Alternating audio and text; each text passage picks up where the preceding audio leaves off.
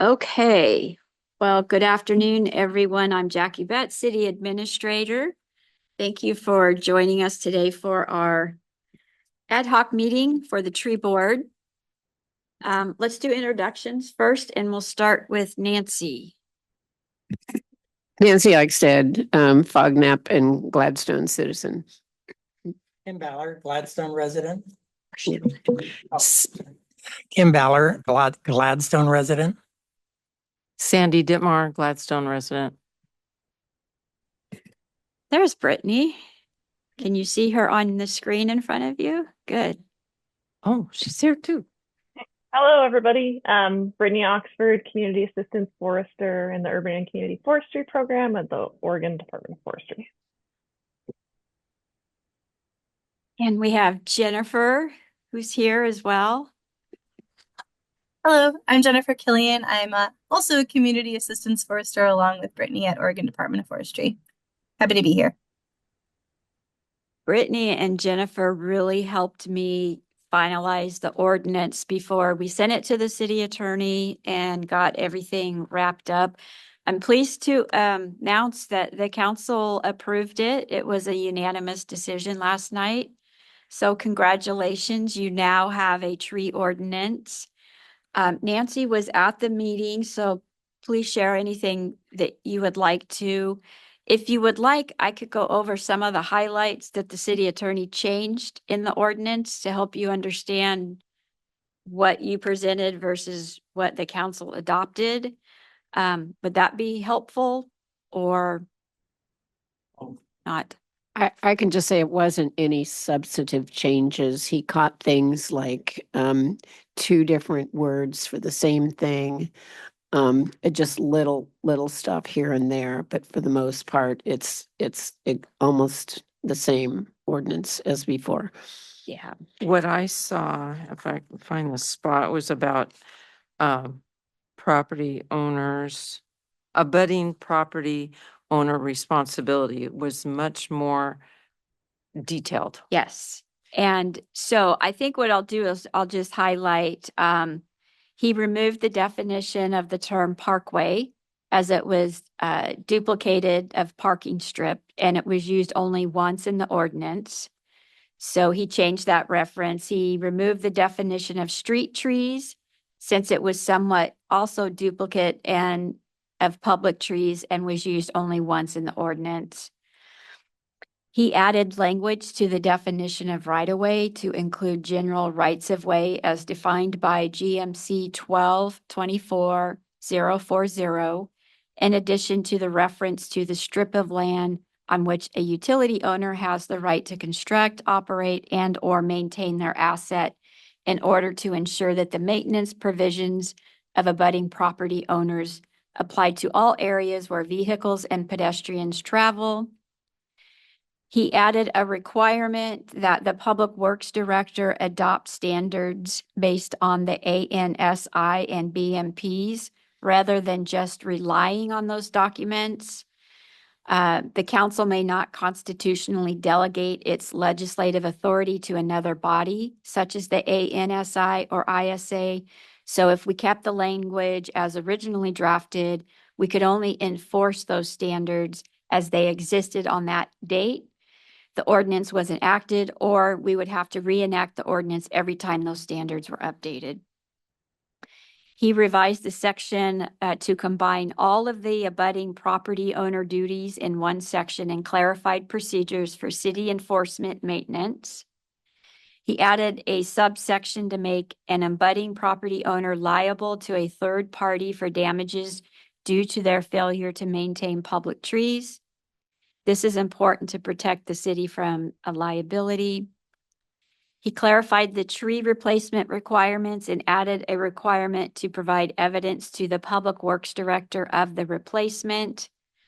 He said this is a common requirement in most cities just to ensure that the replacement in fact occurred. He did some clarification on the tree permit process, and he added a writ of review as the basis to appeal a council decision to the courts. One thing that him and I discussed, and also with the police chief, was we had concerns about violation actually being a misdemeanor, especially when most property owners are going to be relying upon their landscapers or contractors or arborists to ensure compliance. So in the city attorney's opinion, he said it's one thing to impose a civil penalty or even make this a violation, but the consequences for a property owner for having a misdemeanor on their record is pretty big. And he would imagine the municipal court might be reluctant to actually find property owners guilty if they can point to the fact that it was really the landscaper or arborist who caused the violation. So we went with a civil fine penalty of not to exceed the $500. Then the property owner can go after their landscaper or arborist for reimbursement of the fine. And the municipal court would be less reluctant to find a resolution. One of the things that we really talked about last night at the council level was we really don't want to enforce on this ordinance right away. We want to educate the community, educate the community, educate the community. So my recommendation, especially since we don't have a public works director right now, is to spend the first few months of 2025 putting out information in the newsletter and the website and making sure that the community is aware of their responsibilities. And then when we get a new public works director on board, if they have any input, or if we find changes throughout this next year that we need to modify our ordinance, that we can do that. So it's great news. Like I said, the city council was very appreciative of the work that you've done and supportive. And I think, Brittany, this actually helps you and Jennifer understand the changes that were made after the three of us went through this as well. So we have an ordinance. It'll go into effect in 30 days. So if a homeowner has no sidewalk, no curb in front of their home, but there's trees out there in part of that right of way, the detailing of this abutting property owner's responsibilities, that's where that comes in. Yes, Okay. that is correct. 'Cause I felt earlier that was kind of blurry, not. And I think what else was kind of blurry was, and this was what was good if you have outside eyes looking at it, is that there was a lot of reference to private property, but in our intention, it was private property where it was affecting the public right of way. And so Chad went through and wanted to clean that up. So it really was just an ordinance that we're trying to deal with public trees. So yes, there's a lot of work that you guys did into that. We did have public comment from one person last night, and it actually goes nicely with what you guys are going to now be discussing, and that is the tree species list, because as we know, the actual list is not in the ordinance. That will be a document that the Public Works Director will be working from. And our next objective is to talk about what trees should be in there and also what trees should not be in there. So I want to give you a copy of the testimony from Glenda Shear. She provided information on the tree of heaven. Is that correct? That it was. She even brought a sample. Yes, and it's actually been published in the city newsletter before that tree of heaven is a problem in Gladstone. I'm wondering, and Brittany, you don't have to get back to me right now, but it'd be nice to know if there is grant funding available for a problem like tree of heaven in a community, if that's ever been possible, because we do have folks that can't afford to hire professionals to, deal with a tree that's that much of a problem. So be thinking about that at some point in time. Maybe we can fold that into our communication pieces once they go out. I was thinking about when you had mentioned to me a group of high schoolers doing some work at the nature park. I thought, boy, could we get a group of people, not necessarily kids, but people that residents could submit that they would like to have their tree of heaven removed. And we go to these residences and maybe clear them out, when they're not before they get out of hand. Might be a possibility. Well, I like the idea of using high school kids or a group like that. But I think the first step is making everyone know what a tree of heaven is. Definitely. It's sometimes called a peanut butter tree. And how difficult it is. Even if you remove a little sprout, it comes right back. And I think one of our tree service companies does do inoculation, which is what's needed eventually, and that's beyond what volunteers can Certainly. do. Certainly. But that's how you have to. I mean, we've got it everywhere in Gladstone. The post office has it. Kearns Market, next to Kearns Market, has a lot of it. It's not just here, it's all over Portland. Yeah. All over the metro Yeah. area. Yeah, and people are unaware of it. A neighbor of mine who just moved in said she was thinking about planting one of her in her yard. And she got straightened out quickly. But your point of would there be some grant money to help people that can't hire someone to help manage this? Yes. Volunteer people might be able to Yeah, provide some of that. we can research that. Yeah.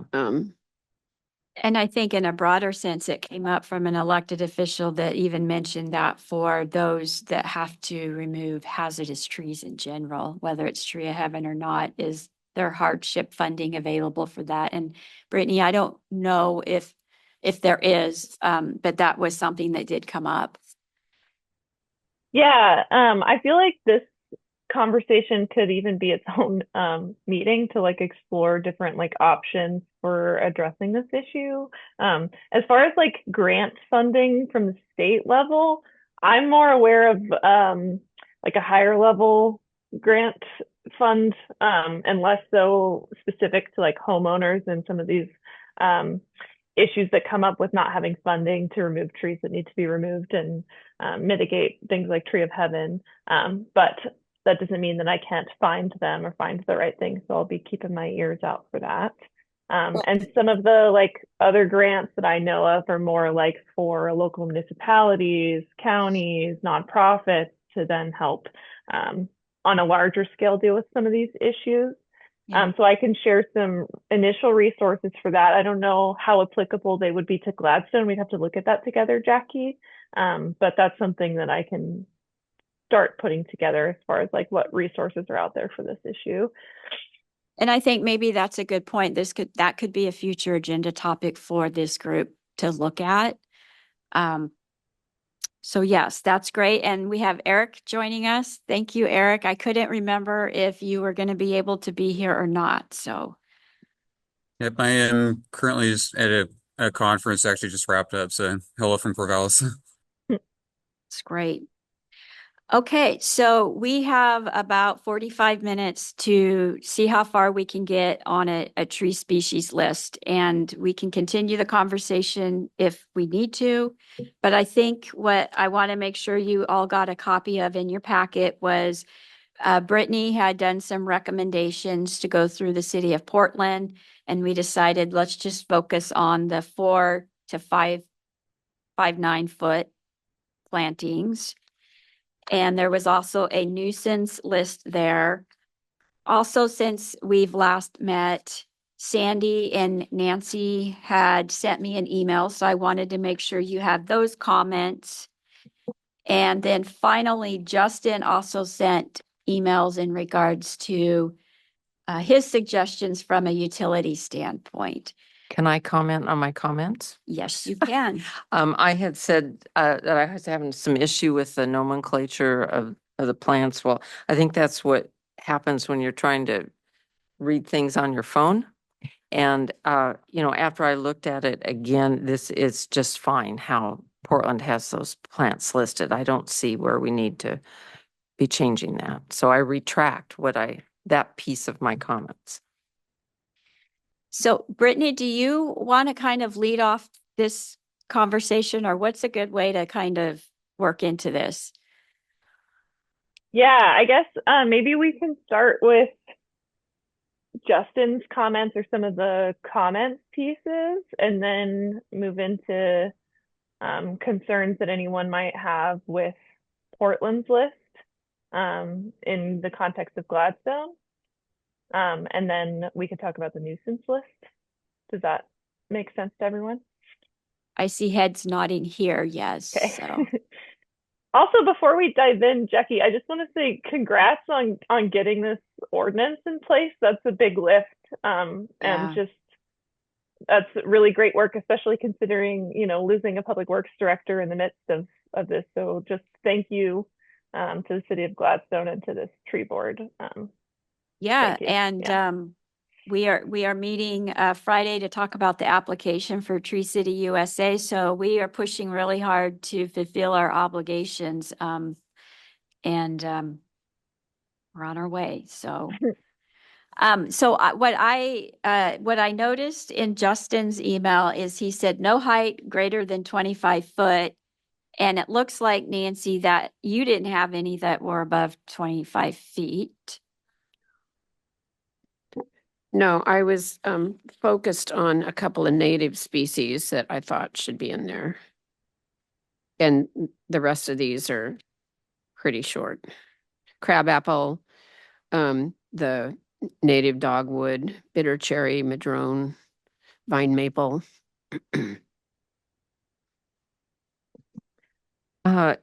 Brittany, in an urban environment, is the anthracnose problem significant on that species of cornus?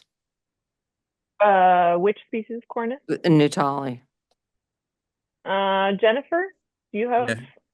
Yes, it is. It's a Pacific dogwood really struggles in kind of full sun street tree Yes. situations. It's really That's kind of true. a forest understory tree. And the Absolutely reason correct. I think that is included in the list is because it's shorter. So if it's probably on a list that's approved for under high voltage power lines. It's not on the list. That's Oh, what is it not on the Nancy list? was bringing okay, it fine. up, and I was concerned that it was a Yeah, good as choice to add because, if it's going to be weak because of the exposure to sun and all that, then that would make it more susceptible to a disease that runs through dogwoods. Yeah, I will say generally some of our natives do struggle in street tree environments, and maybe do better in park settings or yard settings with better care. But it's very context specific. I don't know that I would advocate for adding it to the list. There's a lot of crosses of the Pacific dogwood with some Asian species also, probably several hundred. And I was just wondering, does anyone know if those crosses are just as susceptible as the native tree to the anthracnose? Maybe I can jump in here. I managed the urban forest in Corvallis for about 7 years, and we had a really hard time with almost every species of dogwood in the right of way for nearly all of the same reasons. We removed all but maybe one or two from our list, and then we put those as conditionally approved, meaning they were on our approved species list, but they needed an extra condition of approval, meaning the urban forester or a representative would have to go out and approve a site specifically for a dogwood. I can elaborate on that if you need to later.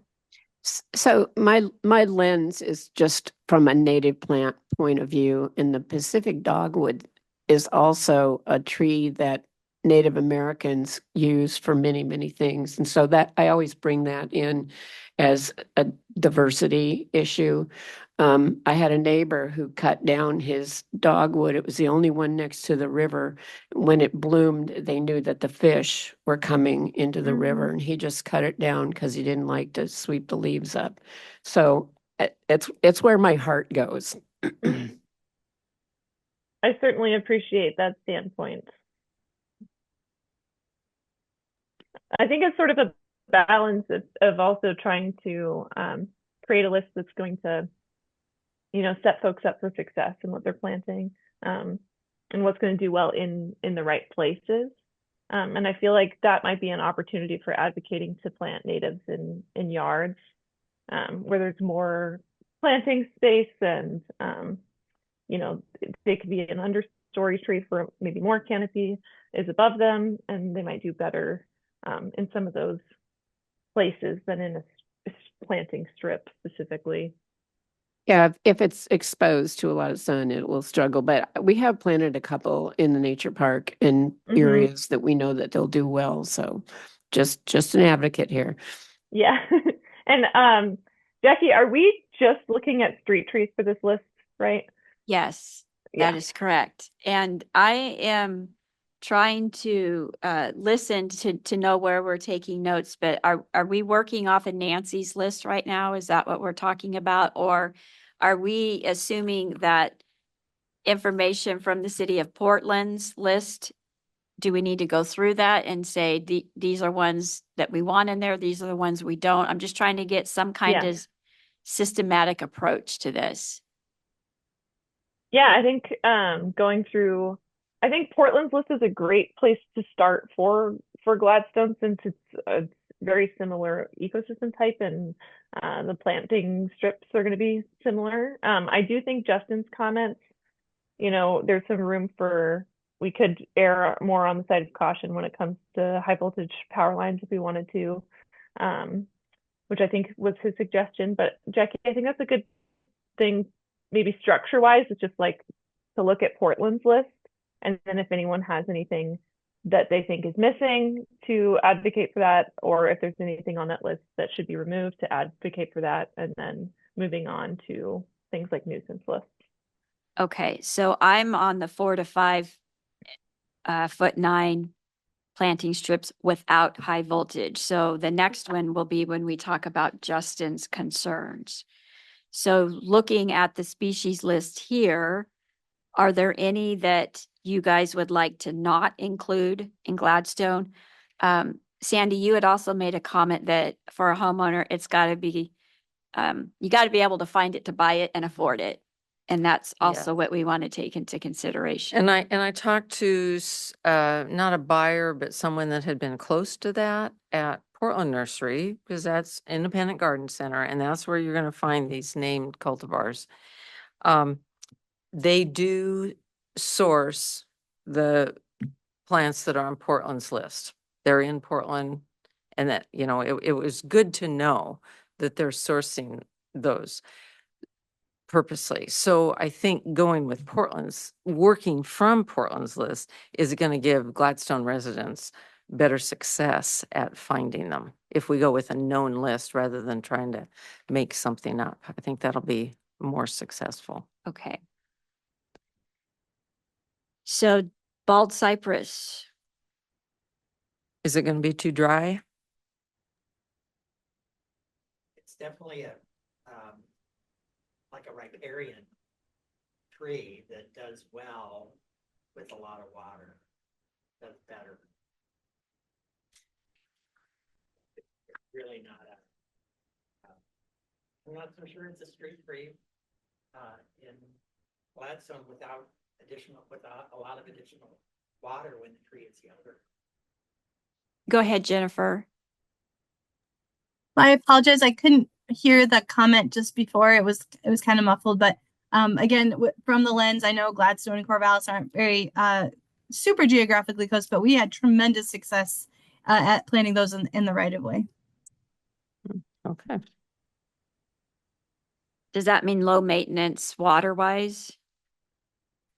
Yeah. Yep. And just knowing sort of the geography of Corvallis, we would aim to maybe put those in lower areas or near creeks, within the floodplain. For example, we have 14 linear miles of stream in Corvallis. So, within those areas, they did remarkably well. The one thing I'll say, and I have a lot of experience with this, is sometimes people tend to not like the fact that they are deciduous, but all trees, most trees will shed some sort of leaves in the fall. So it's just part of the process.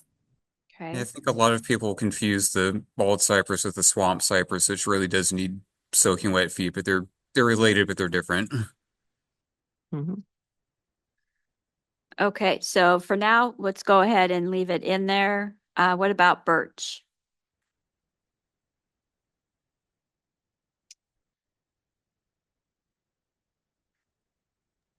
If this one truly resists the birch borer, then I'm for it. But I just, the development that my daughter lives in Damascus, they have no trees left because the builder put all birch in there, and now there's nothing.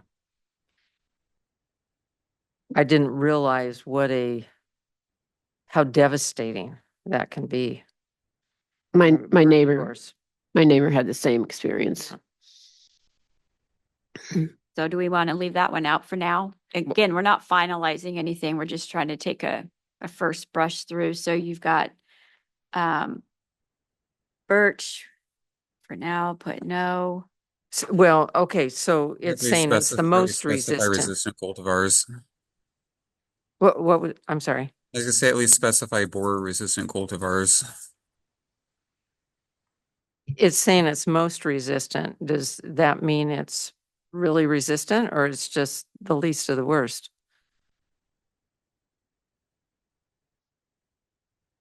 I don't know. Yeah, and I don't have the expertise either. I think Brittany and Jennifer, we may be relying on your assistance with that.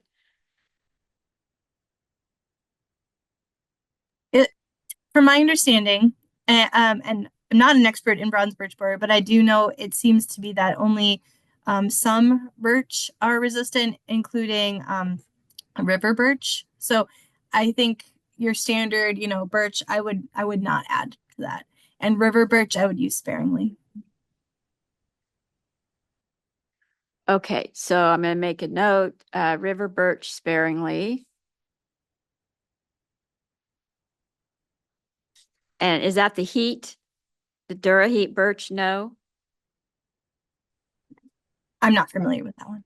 The river birch is referring to the Betula nigra, I believe. So it's all of them on the list. Okay. Nope. So we're taking all these out.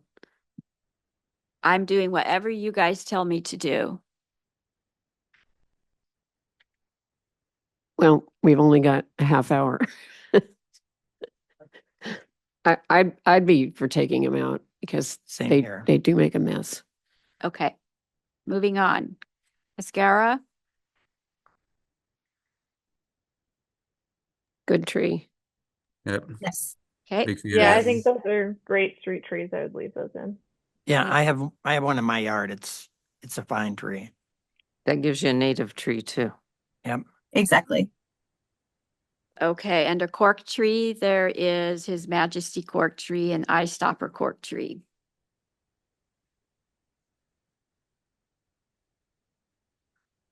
I don't.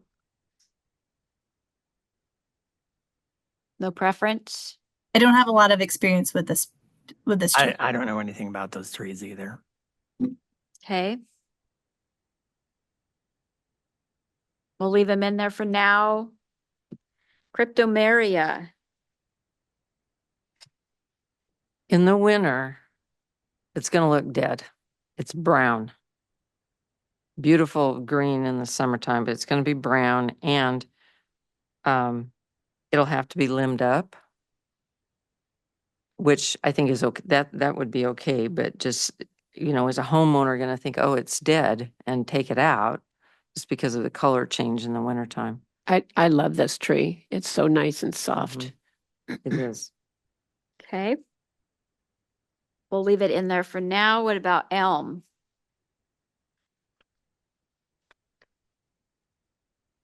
What variety or cultivar? This one says Frontier Elm, Ulmus Frontier. Yeah, I would say as long as it's not an American elm. It They're not- doesn't give us species on It- it. That's one that, It says resistant. It's to probably a Dutch elm. hybrid. It says or good near seed resist. hybrid. It's good resistance, but no, that doesn't mean it's Yeah. totally resistant. I think it's fine. We plant those a lot. They're a great tree. Okay. So yes, Yes.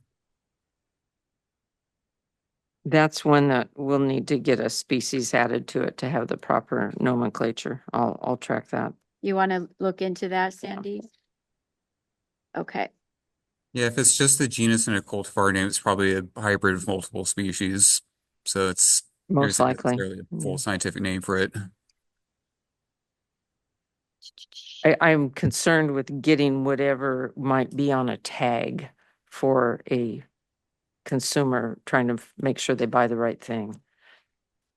Yeah, that's what you would see on the tag. It'd be the Olmus frontier in quotes. Well, you can't buy one that's not resistant because they're all dead. You can buy them, unfortunately. Yeah. Okay, what about filbert? It's Messy tou- tree, it's tough and attractive, it says. drought Yeah, I guess resistant though. in general, I think it is a good idea to have a pretty diverse list if you can. That doesn't mean that, that's what folks are going to be planting the most of. That was a question I was going to ask is how many should you have on a list and a good variety verse to select from. So, okay. So we'll say yes for now on filbert, and then you go down to ginkgo and you've got quite a few different.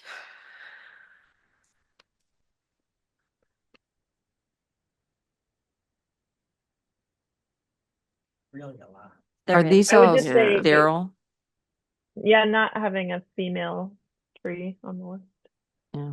I don't think they grow them Yeah. with fruit anymore because they Well, stink too much. That's true, but sometimes they aren't sexed until they're about 15 years old. Yeah. And that can get kind of complicated once you plant Right. them and get them established. But how are they Is it- propagated? Like not from seed, but maybe from cuttings. They'd be budded. Cuttings and tissue. They'd be culture. budded. They wouldn't be tissue. They'd be budded. I would think. I had no idea You don't, you that you you want a could have boy female tree. or- You don't want a girl tree. Okay. Not a Those girl are called- ginkgo. those are Collins right Well, on Asthanthus When you're cheese, talking but- about cultural significance, the Chinese people revere the ginkgo trees and the fruit that falls from the tree. They think those are wonderful. They're considered a delicacy to eat. You can even buy canned ginkgo nuts Yes. in Asian grocery stores. They smell really bad. I've seen them up at Clackamas Community College with fruit on them for some reason. So So do we want to leave this variety of the ginkgo in here? Yeah. I would. I feel like I think it'll they're be all hard. cultivar. They're probably all non-nut producing cultivars is my guess. Okay. Golden rain tree. Oh, these are the lantern-like seed capsules. Yes. Mhm. Very, very good, incredibly drought resistant. Yes. Very, very good tree. They have a very spreading canopy, so it works well. They don't get very tall. I wouldn't put them not under power lines. They do get tall enough to interfere with power lines, but a very good tree overall. Great. Honey locust. Are there suckering issues with this? That's what I was wondering. Yeah. So I'm from Wisconsin, and they are the most magnificent, beautiful trees in the Midwest. And as much as I've tried, I cannot get them to establish like they do in the Midwest out here. I think it's worth trying, and there's a lot of good cultivars like Shade Master that are coming out. I think it's worth trying. I don't think I have enough concerns about them to take them off the list. I think it's fine to leave them on the list, personally. So, Yeah, so there's some far, there's some very well behaved honey locust varieties. all right. So far, I've only got birch that we're saying no to. The rest, I think we're good. Hornbeam.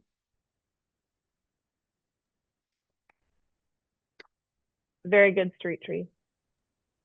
Very, very good. Okay, now, are we talking hornbeam or hop hornbeam? I not sure what page number. Oh, I see. It's at the Yeah. bottom. It's Hawthorne beam. And I'm not familiar Strya with that. virginiana,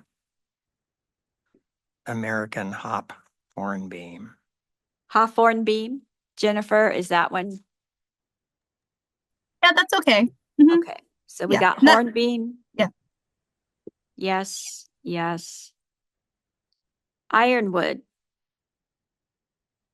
Yes, please leave that on the list. We're leaving the hornbeams in? yes.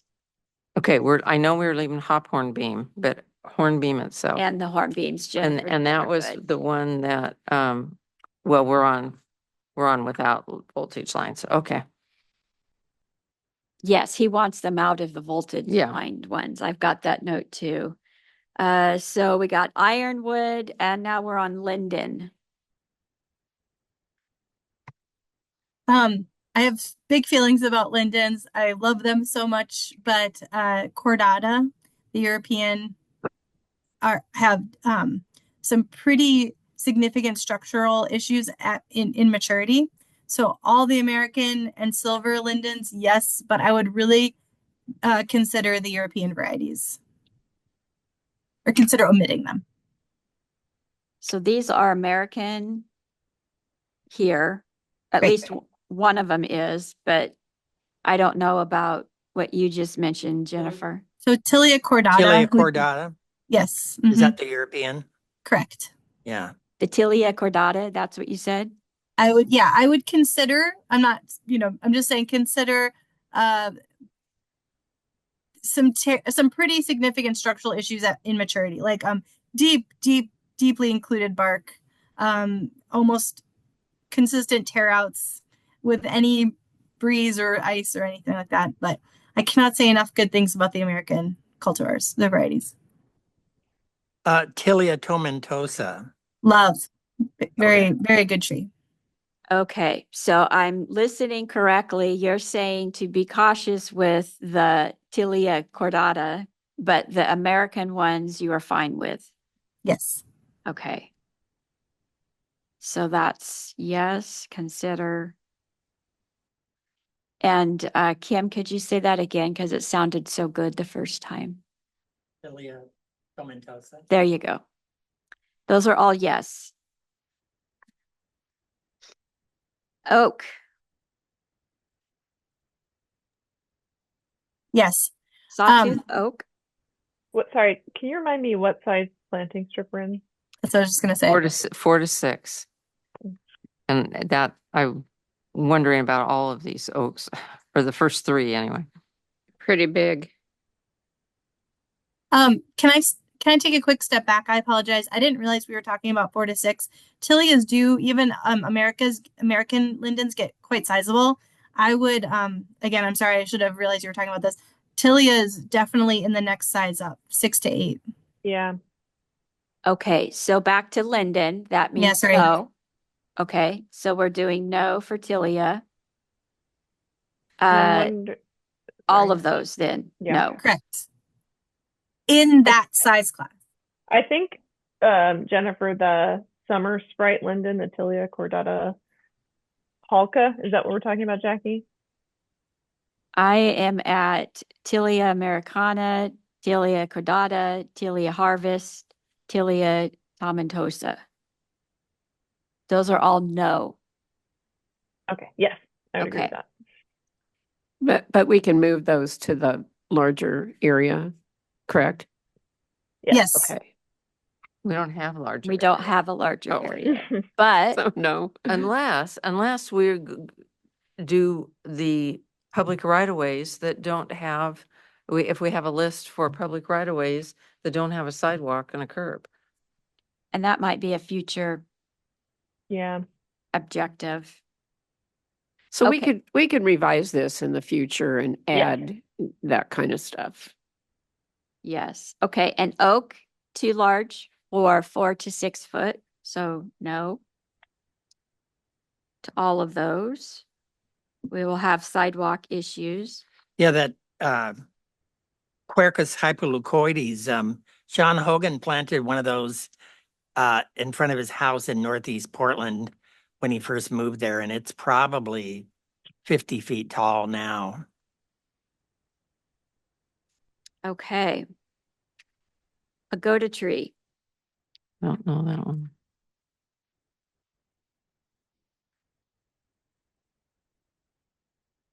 That's even bigger. It says 65 by 40. Yeah, is that's side huge. height. So we'll say no. Mm. Pine. It's on the next page. I didn't know it either. Issues with pine? The Vanderwolf's pyramid, that's not, I don't feel the proper form at all to having a street tree. And you'd have to limit it up, ruining the form. What shape is it? It's a pyramidal shape and it's branched all the way to the ground. Oh, So when you limit it up to 6 feet, 5 feet, you'd be seeing a lot of interior and it'd be not- weird. Yeah. Okay, we got a no. Brittany has a puzzled look on her face. Are you not agreeing with me or? No, I'm sorry. I was just trying to find where you guys are. Oh, okay. We're I on think the I found it. Okay. I'm now at rubber tree. Okay. That's a 40 by 40. That's pretty big too, isn't it?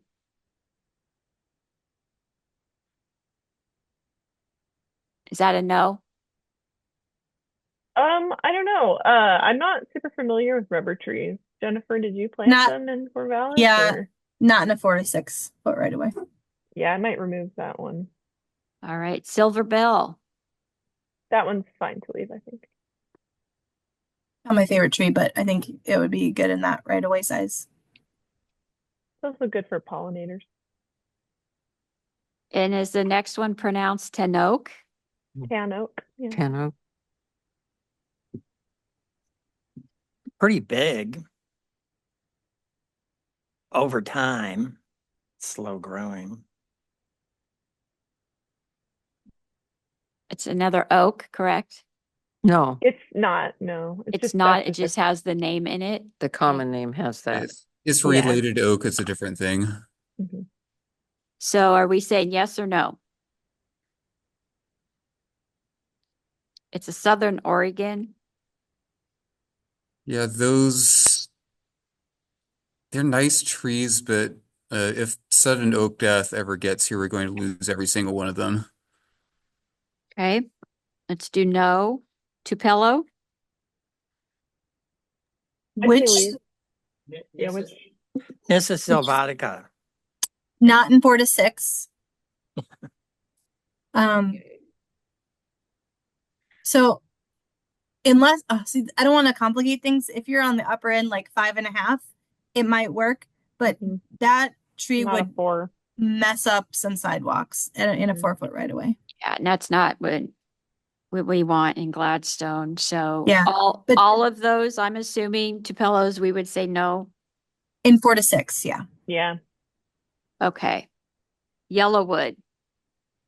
Not 4 to 6. Zelkova? No, they get pretty large. Now, the one, and I'm not familiar with it, but the green vase variety, that would be more, it would be a narrower form. So would that maybe work? You know, it's saying I- 40 by 30, but No, I would have some concerns about that being in a 4 to Yeah. 6 foot right away. Okay, so that gets us through our 4 to 6 without power lines.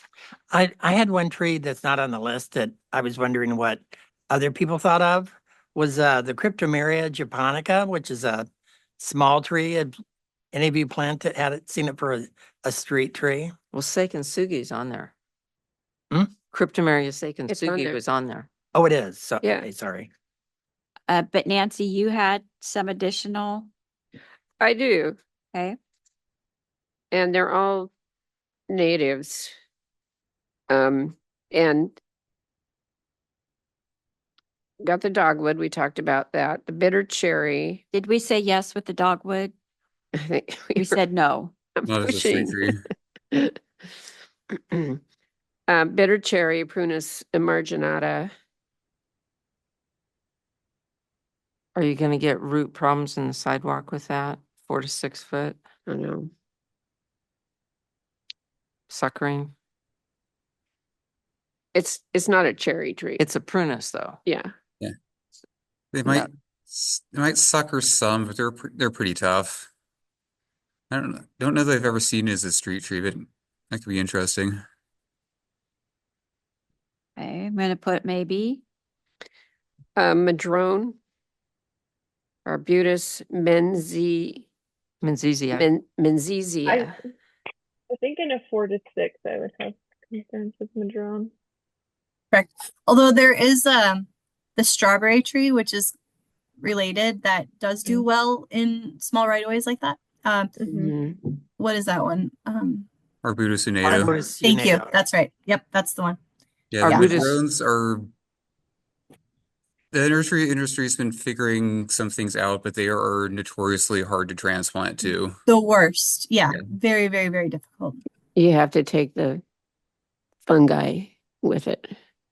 Yeah, they just don't like that transplant disturbance Yeah. either. No. Okay, so Arbutus what? What's this Arbutus species? unado, UNEDO. The only thing I've found with madrone is that they love to be dried out. And if people are not good about watering them, this might be a successful tree. Yeah, I mean, once they get established, they're gorgeous and they're tough as nails, but And they grow really, really slow.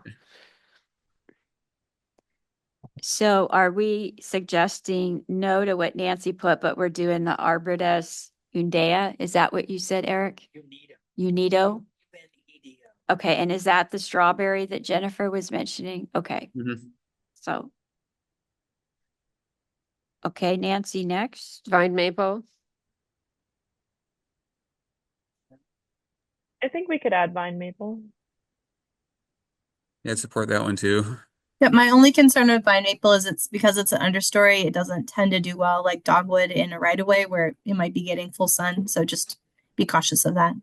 Yeah, I guess that could be an opportunity for outreach about like when to plant and where certain species, like maybe there's a section about natives. well, we could keep comments with the list like they've done here in Portland so that people Mhm. have a little bit of help. Mhm. And yeah, I think it's good to have some trees that do well in different kinds of circumstances than most street trees as well. And then crabapple, didn't we already approve crabapple? We've got several cultivars there.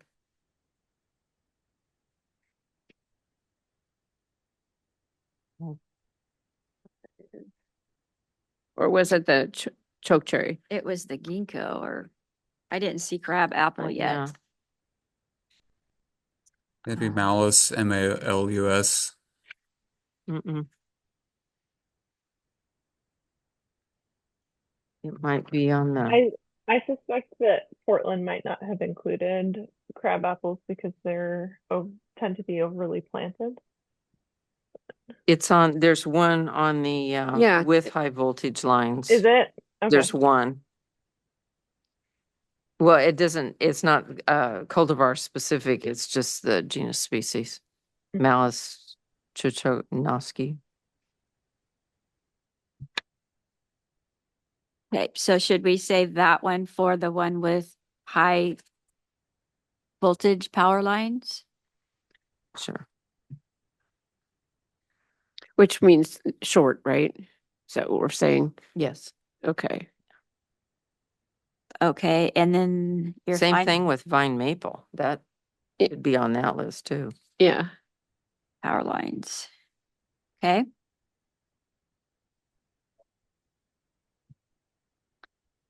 And your last one, Nancy? Choke cherry, which is a prunus.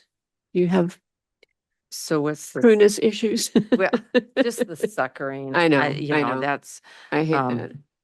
and I don't know about that particular species, if it suckers less or not. I don't know. It's usually more kind of shrubby, so it's it's a little less prone to that because it has kind of naturally branching growth anyway. So you can't see that it's a sucker. It looks like part of the main tree. Yeah. There you go. I mean, it might be a little more prone to it if you pruned it up to like street tree standards. I haven't seen it used as a street tree, but it might be worth trying.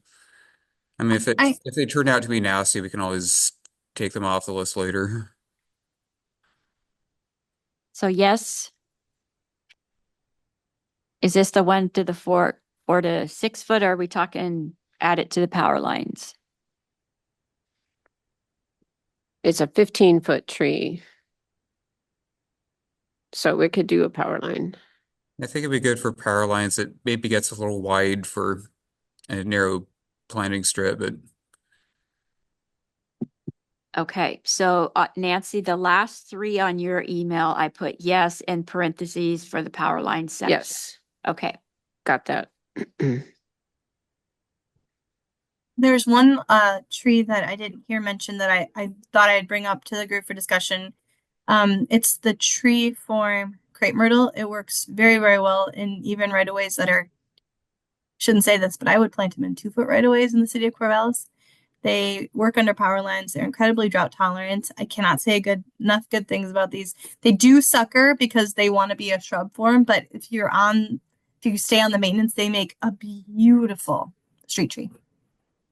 That's on the next section. Yeah, I thought I saw that. Like in Yeah, 4 to 6. Lagerspermia muskogee. Yeah.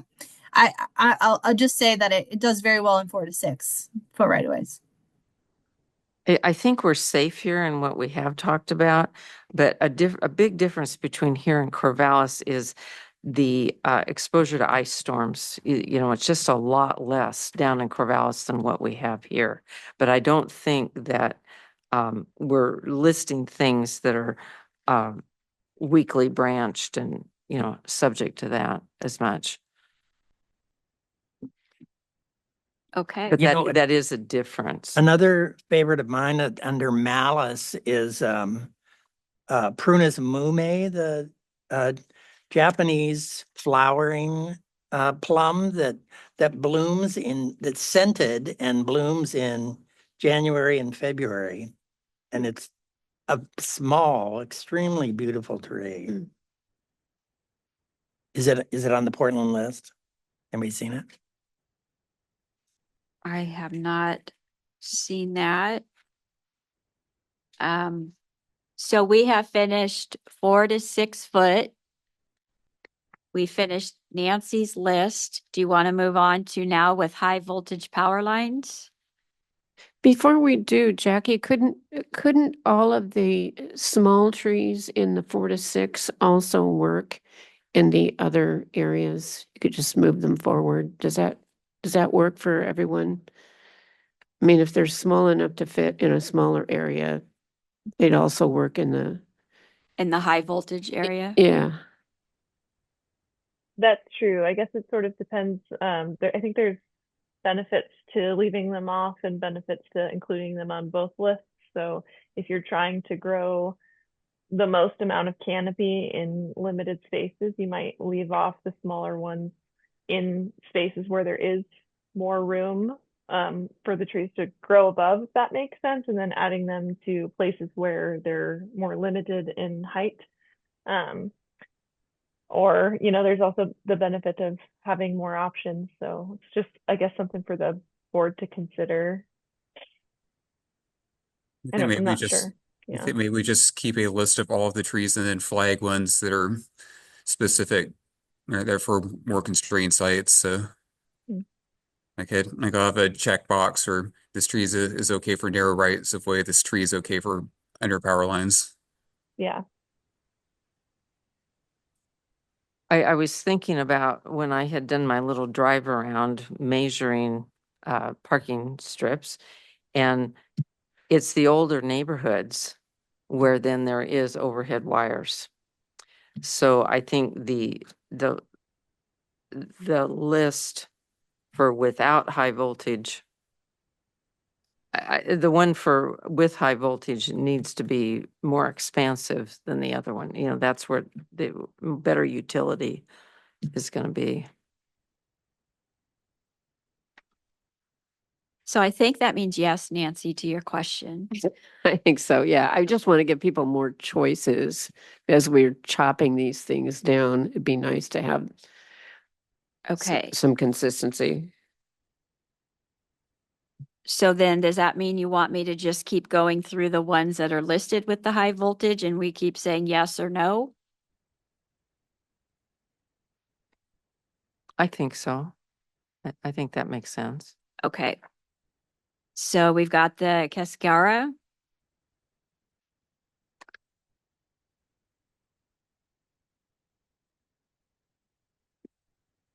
And that was on the other list also. Mhm. So if we did a chart-like thing, then we could just have that box checked that A box For- for high for high voltage power voltage. line. Yeah. So instead of having 3 lists, we'll have one list with designations that this tree goes here or here. Correct? That So sounds like it would Cascara be- was a yes. And the next one, I'm not sure how to pronounce that. Catalpa. I didn't see that one on the first list. Catalpa ovata.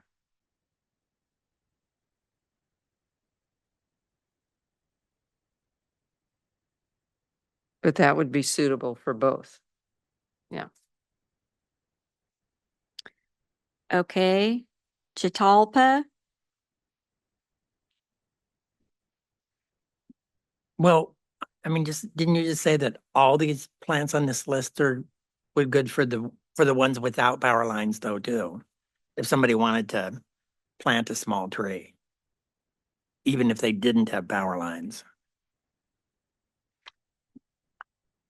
So the only one that Justin said that he would remove is hornbeam from the ones with the power line. So is that getting to Kim's point that all of these should be transferred into the list except hornbeam? I think that's fine with me looking at the list. And make sure there's no birch. And it's just the hornbeam that he mentioned. Now linden, we took linden off of the other and there's a linden listed here. Okay, so we'll take the linden off. There's also dogwoods. But if Um, you are limited, you might, I don't know.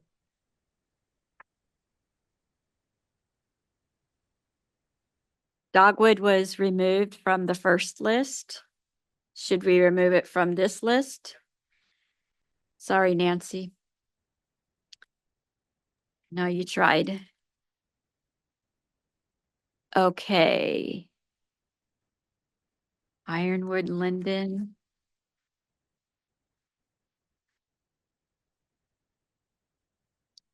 A lot of flower trees.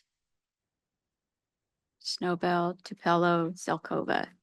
Okay, so it looks like just for the planting strip with high voltage power lines, there's no dogwood, there's no birch, and there's no hornbeam and linden. Now, Justin's saying, well, he says maximum height, but that's just a 10-year height of 25 foot, anything more than that. And there is a number of 30 and 35 foot on here.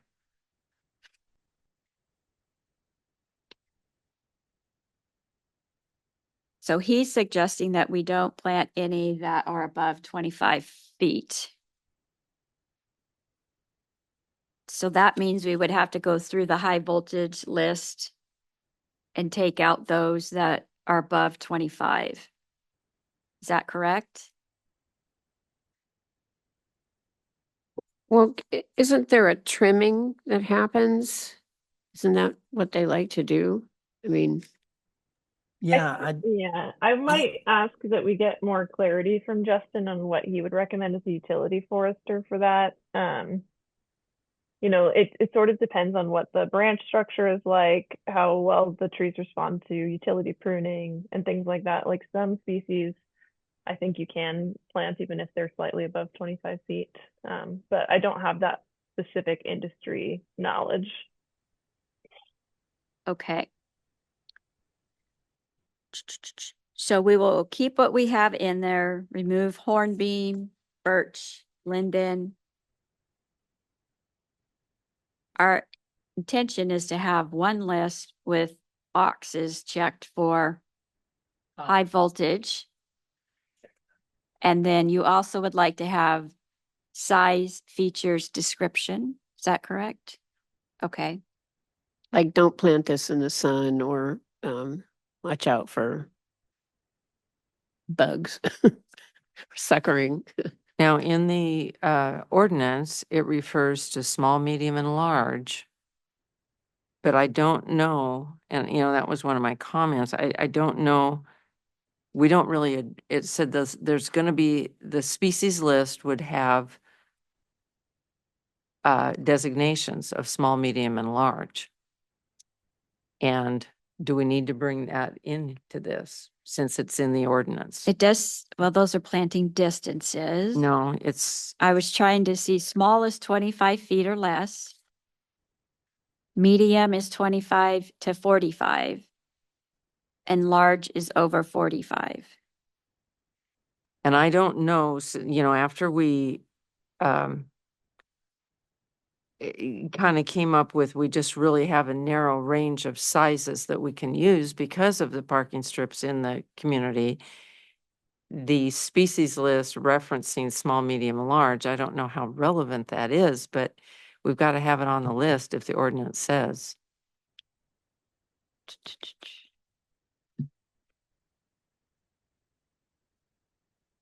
So are we looking at adding a legend that has small equals 25 feet or less? Do we need to add that legend into this list? We've already got the size, the actual Correct. footage. So maybe we just attach small, medium, and large to the sizes. I think it has to be there because it says that Yeah. in the ordinance. Yeah. But that's the only reason. Because Well- having the sizing on there is more specific. We want to be consistent. Yeah. And I guess you could arrange it to where it's like alphabetical, like they have it, or you could arrange it to where here's what's in the small category, here's what's in the medium, here's what's in the large. I don't know which preference there is. I'd keep it alphabetical. Alphabetical. Because Okay. most of them are going to be within one range. You guys agree with that? Okay. So yes, we will add language to small, medium, and large under the size category. A box for high voltage.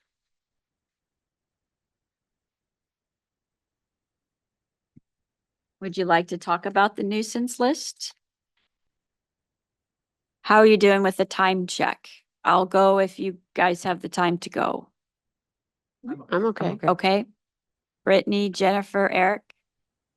I do Yeah, have might as to well knock this leave. out. I have to go. I'm Yeah. so sorry. Okay. But Um, I guess just All the experts. maybe if Jackie, if you can send like the comments and revisions from the list from this group's meeting today, Jennifer and I can look at it and send it back with comments from our team. And as far as like the nuisance list goes, I'm fine with everything on that list. Strong advocate, nothing in the Fraxinus genus. That should definitely be on the don't plant Fraxinus species. But see, now I had confusion there because the nuisance list says the sorbus. It doesn't say Fraxinus. So, Well, I had to look it up, see, well, which one's the problem? The true ash or the mountain ash? I think in Portland, they don't want either. They might not have added ash yet, but I would suggest strongly that that's probably the most important thing, Yes. is not having tree of heaven or ash. Either one. Yeah, definitely nothing, no Either. Fraxinus. Yeah. And no, but sorbus though, the mountain ash, European mountain ash. It's I mean, okay. I'll leave that up to you guys. It's not as, but Fraxinus is going to be it's an issue, whereas the other one might just be. Yeah. a nuisance. The mountain ash is a completely different tree, I should Yeah. say. All right. It All has right. similar looking leaves, but it's not at all related. Brittany, Jennifer, thank you for your time. I will Mhm. follow up with you. Thank you. Hi, thank you. The one other I would recommend for the nuisance list is black locust. Because it's also very weedy and has a lot of suckers like no one's business and has a lot of problems. I think it is on there. It's on the bottom of their, I'm looking at Portland's nuisance tree list. Is that what we're referencing right now? Yeah, it's on there. Okay, so black locust, Robinia pseudoacacia. and tree of heaven Is on there. is on there. In bold. Is it in bold? Okay. It looks like it, yeah. It should be. So do we have any additional we want to add to this? Okay, Eric, I'm a little confused now. You're saying neither of the ash, the mountain ash, which is sorbus, or the fraxinus. Is that correct? The Fraxinus should be on the nuisance list because they will be killed by emerald ash borer. Right. The mountain ash is a different tree. It's not affected by emerald ash borer. That was my thought, but fraxinus is not on the list from Portland and the sorbus is, and that's where I got confused. But it's not the tree that's the problem. It's the ash borer. So why would we call it a nuisance? Or I guess maybe not like a nuisance, but like a do not plant list. The species European mountain ash can be a little weedy. They tend to pop up in unexpected places, but it's not anywhere close as invasive as like the black locust or the tree of heaven are. So I'm not sure what the thought is there and make it a nuisance tree. And there are a bunch of other sorbus species that aren't problematic. So it's just not a nice tree. That's what you're saying. it's a nice tree too. I'm not sure why it's on Portland's nuisance list. Maybe someone marked the wrong ash. Yeah, I mean, like I said, they do reproduce spontaneously sometimes, but yeah, I'm not sure if that's the reason why or what. So we definitely want to add fraxinus to the nuisance list, and the question of whether to leave the sorbus on is still a question, maybe. So how do we spell that? Fraxinus, Fraxinus. Xinux. Okay, Yes. so we want to add that one. Fraxinus, what's the species? I don't. Any of them. Like the entire genus is vulnerable. Okay. Let's get more comment from Jennifer and Brittany on the sorbus. I think might be wise. Yeah, and then the emerald ash borer also affects European olive and fringe tree as well. It doesn't kill them as much, but at the very least, those could be reservoirs for it. So emerald ash? Yeah, the emerald ash borer can also affect European olive and fringe tree, which are related to ashes. Yeah, the emerald ash borer is the insect that's gonna kill Right. the fraxinus. All of them. And Sandy, you had mentioned one I think I missed. The sorbus ocuparia is on the nuisance list, and I question whether it needs to be. Yeah, I think that's just because it has a tendency of self-seeding. So I could see that being legitimate. And like I said, there are a lot of other sorbus species that don't do that make great street trees. So Is the sorbus the one that the berries are intoxicating to the birds? They get drunk on them? yeah, but I mean that's Yeah. true. I mean that's true of lots of almost anything that has berries and fall It's and just winter. fun to watch the birds fall off the Yeah. wires. Oh, yeah.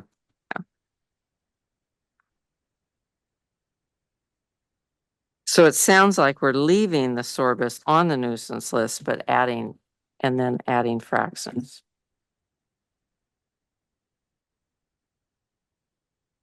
Okay, so we're okay with everything that's on there. We want to verify that the sorbus needs to be there, adding fraxinus, emerald ash. Anything else I missed on the nuisance plant list? There was some email somewhere that talked about adding willow to the nuisance list. But there's a zillion willows. Are we talking about Salix babylonica, that's, the weeping willow that suckers so horribly? Somewhere it said we wanted to add that. Yeah, I think willows and poplars, cottonwoods have very aggressive root systems and not great street trees from that standpoint. Although I could see even like a Schooler's willow might actually make a decent street tree and there's a space for it. But yeah, maybe black cottonwood would be. I mean, it's a giant tree anyway, but it's too aggressive for a sidewalk. He looks like he's on that show where they don't show who you are. I know. You look Something anonymous. happened, Eric. Gonna disguise his. We Yeah, motion sensor lights. Maybe we should do like I think disguise voice. if this list gets, Flat willows. I think we could overthink this list. I mean, everybody's got an experience with a tree that they had a problem with, but This is a good start. yeah. Okay. All right, and I was just looking over the public comment from last night from Glenda Shear, and I think Tree of Heaven was the one that she had wanted Mhm. On there as well. Okay, so it's back in my court to work with staff to put together a list, and that is something that I can probably email out to everybody to review. Mhm. And let me think about whether or not you guys want to meet again before the end of this year. That would be mid-December, but then we're getting into holidays. Or we could do a Zoom meeting if that's more convenient. Do you guys have a preference? Are you fine reviewing a species list electronically? We can't vote electronically, but if we wanted to get everyone back together to adopt one, I can certainly do a survey to find out which date is the best for everyone. So can the city send out, like this list, and then we could each sort of make changes and then everybody else will see the changes at the same time also? You guys have that? That's like a Google Doc. or Yeah, something. it's a Google Doc and it Mhm. depends on if you know how to do, yeah, I mean that, yeah. Maybe what we do is we do like we're doing today and we get a draft out and then we go through and review it and make changes as we go through it. I'm fine with that. Sounds good to me too. Okay. I wonder why they have the eastern cercis, but not the western. Eastern redbud, Cercis canadensis, but not the native one here. Cercis occidental. Native.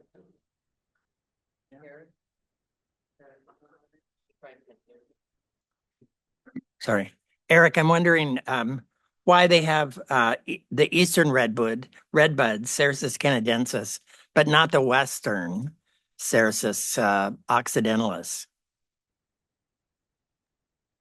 I'm not sure. I think the Western redbud it will grow here. I think it's more of a bush than a tree. It's kind of like the difference between like a Pacific dogwood and a red osier dogwood. It's kind of a dense, it's like more of a hedge plant than a tree.